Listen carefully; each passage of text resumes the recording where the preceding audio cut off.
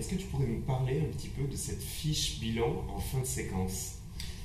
À chaque fin d'unité se trouve une fiche bilan qui reprend de façon synthétique tous les points de langue qui ont pu être travaillés au fil de la séquence, ainsi que tout le vocabulaire classé par thématique, thématique en fonction de tout ce qui a pu être travaillé dans la séquence.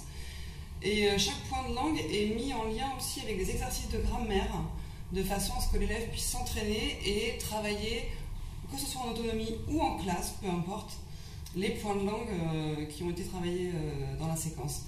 Cette fiche va permettre à l'élève de travailler seul à la maison et de prendre conscience de tout ce qu'il est censé connaître avant d'arriver à l'évaluation finale.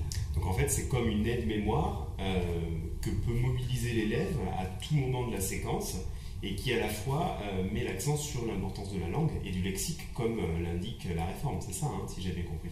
Tout à fait. Il s'agit vraiment pour les élèves de prendre conscience qu'à la fin de la séquence, ils ont appris toutes ces choses-là, tout le vocabulaire, tous les points de langue, et ça leur permet aussi de prendre conscience de tout ce qu'ils vont être amenés à réutiliser, à réinvestir pendant les évaluations. D'accord, donc on suggère le réemploi à travers une fiche visuelle qui leur permet de reprendre un petit peu tous les acquis de la séquence. Exactement.